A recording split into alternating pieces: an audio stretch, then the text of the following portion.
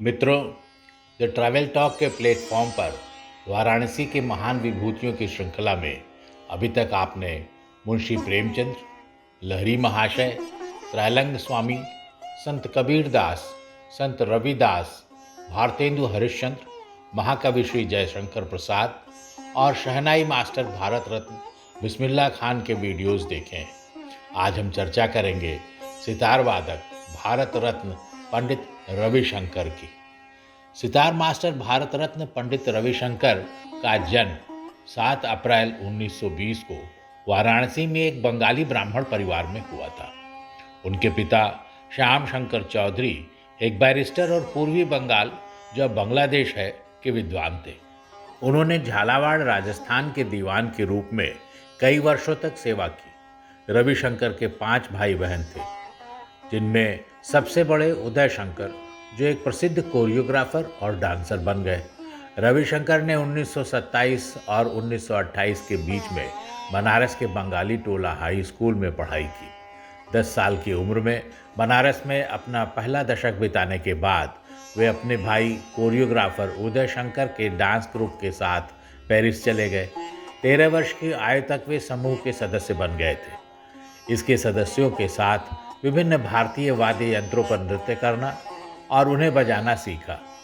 उदय शंकर के नृत्य समूह ने 1930 के दशक के मध्य में यूरोप और संयुक्त राज्य अमेरिका की यात्रा की और रविशंकर ने तब फ्रेंच सीखी, पश्चिमी शास्त्रीय संगीत, जैज सिनेमा की खोज की और पश्चिमी रीति रिवाजों से परिचित हुए। उन्होंने 1938 में संगीतकार अलाउद्दीन खान के अधीन सितार वादन का अध्ययन करने के लिए नृत्य करना छोड़ दिया। अलाउद्दीन खान एक कठोर शिक्षक थे, जिनसे रविशंकर ने सितार और सुरबहार का प्रशिक्षण लिया था।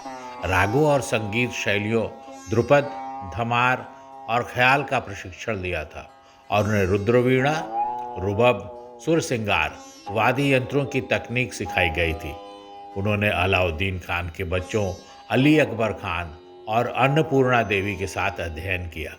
रविशंकर ने दिसंबर 1939 में सितार पर लोगों के सामने प्रदर्शन करना शुरू किया और उनका पहला प्रदर्शन अली अकबर खान के साथ एक जुगलबंदी था, जिन्होंने स्ट्रिंग वाद्य सरोद बजाया था। रविशंकर ने 1944 में अपना प्रशिक्षण पूरा किया। वे मुंबई चले गए और इंडियन पीपल्स थिएटर एसोसिएशन में शामिल हो गए, जिसके लिए उन्होंने 1945 और 1946 में बैले के लिए संगीत तैयार किया। रविशंकर ने लोकप्रिय गीत सारे जहां से अच्छा के लिए संगीत की पुनः रचना की। उन्होंने HMV इंडिया के लिए संगीत रिकॉर्ड करना शुरू किया और फरवरी 1949 से जनवरी 1956 तक ऑल इंडिया रेडियो नई दिल्ली के लिए एक संगीत निर्देशक के रूप में काम किया। रविशंकर ने आकाशवाणी में भारतीय राष्ट्रीय ऑर्केस्ट्रा की स्थापना की और इसके लिए संगीत रचना की।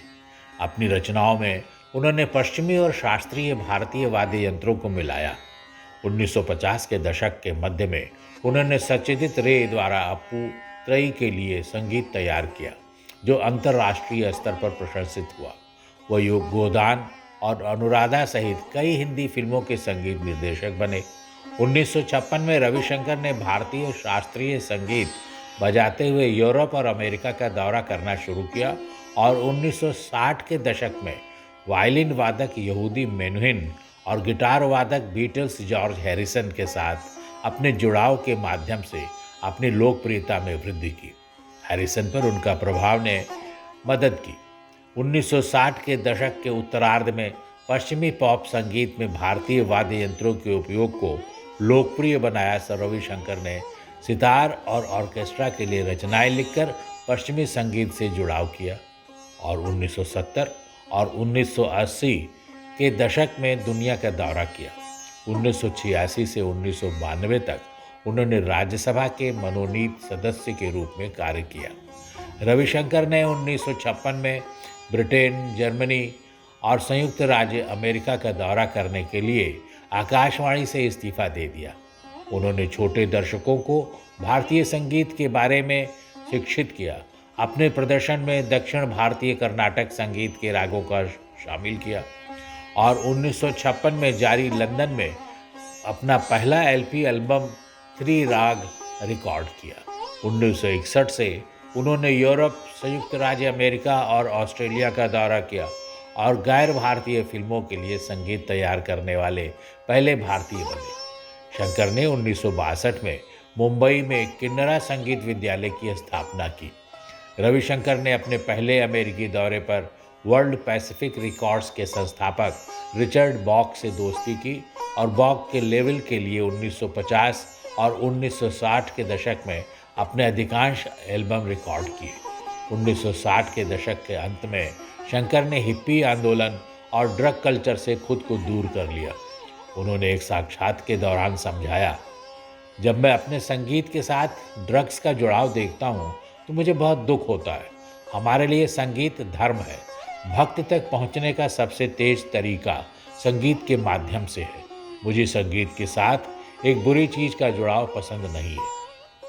1970 से 2012 के बीच में अंतर्राष्ट्रीय प्रदर्शन के बारे में कहें तो अक्टूबर 1970 में न्यूयॉर्क के सिटी कॉलेज, कैलिफोर्निया विश्वविद्यालय, लॉस एंजल्स में पढ़ाने और अन्य कॉलेजों और विश्वविद्यालयों में अतिथि विख्याता होने के बाद Ravishankar California institute of arts के भारतीय संगीत विभाग के अध्यक्ष बन गए।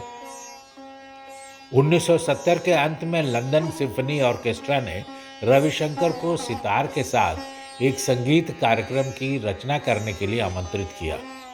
आंद्रे प्रवीण के साथ सितार और ऑर्केस्ट्रा के लिए संगीत कार्यक्रम का प्रदर्शन किया गया।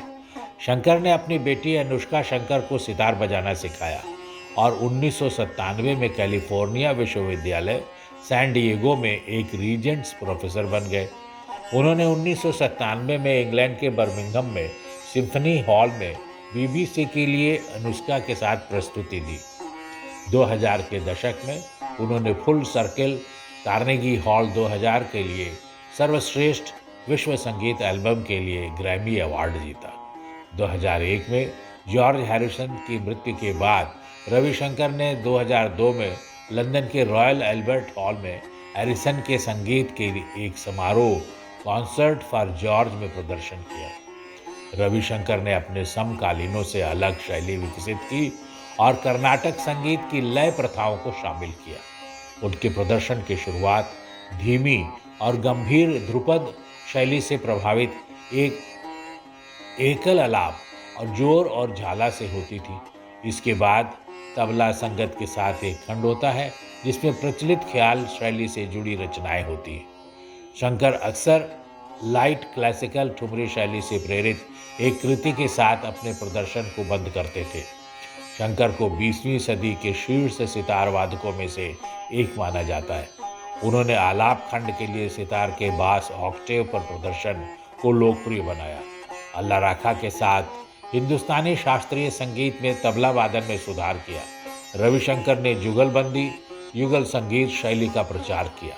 उन्होंने नट भैरव, अहीर ललित, रसिया, यमन माझ, गूंजी कन्हारा, जन समोदनी, तिलक श्याम, बैरागी, मोहन कौंस, मनमंजरी, मिश्रा गारा, पंचम से गारा, पूर्वी कल्याण, कामेश्वरी, गंगेश्वरी, रंगेश्वरी सहित कम से कम 31 नए रागों की शुरुआत की। पंडित रविशंकर हनुमान जी के भक्त थे। वो बंगाली हिंदू संत आनंदमयी माँ के भक्त भी थे। शंकर आनंदमयी माँ के पास अक्सर जाते थे और विभिन्न अवसरों पर उनके लिए प्रदर्शन करते थे। शंकर ने अपने गृह नगर बनारस और माँ आनंदमयी के साथ अपनी प्रारंभिक मुलाकात के बारे में लिखा है, वाराणसी भगवान शिव का शाश्वत निवास है और मेरे पसंदीदा मंदिरों में से एक भगवान हनुमान का है। ये वो शहर है जहाँ मेरे जीवन में एक चमत्कार हुआ। मैं एक महान आध्यात्मिक आत्मा माँ आनंदमयी से मिला। उनके चेहरे और मन की सुंदरता को देखकर मैं उनका परम भक्त बन गया। 88 साल की उम्र में दक्षिणी कैलिफोर्निया में अब घर पर बैठकर मैं अक्सर उन सभी अद्भुत स्थानों को याद करता हूँ जिनका मैंने दुनिया में भ्रमण किया है। मैं पेरिस, न्यूयॉर्क और कुछ अन्य स्थानों की यादों को सजोए हुए हूँ, लेकिन वाराणसी मेरे दिल में बसा हुआ लगता है। रविशंकर ने हीरे की एक बड़ी अंगूठी पहनी थी जिसे सत्य श्री साईं बाबा द्वारा प्रकट किया गया था। पंडित रविशंकर ने 4 नवंबर 2012 को कैलिफोर्निया के लॉन्ग बीच के टेरेस थिएटर में बेटी अनुष्का के साथ अपना अंतिम संगीत कार्यक्रम किया। कैलिफोर्निया में 11 दिसंबर 2012 को शंकर का निधन हो गया। भारत सरकार द्वारा उन्हें भारत रत्न दिया गया 1999 में, पद्म विभूषण 1981 में, पद्म भूषण 1967 में, संगीत नाटक अकादमी पुरस्कार उनको मिला 1962 में, संगीत नाटक अकादमी फेलोशिप 1975 में, रमन मैग्सेसे पुरस्कार प्राप्त हुआ 1992 में। भारत और संयुक्त राज्य अमेरिका के विश्वविद्यालयों से उन्हें मानद उपाधि प्राप्त हुई। यदि आपको हमारा ये वीडियो अच्छा लगा तो इसे लाइक करें, सब्सक्राइब करें और इस वीडियो को शेयर करें। बहुत बहुत धन्यवाद।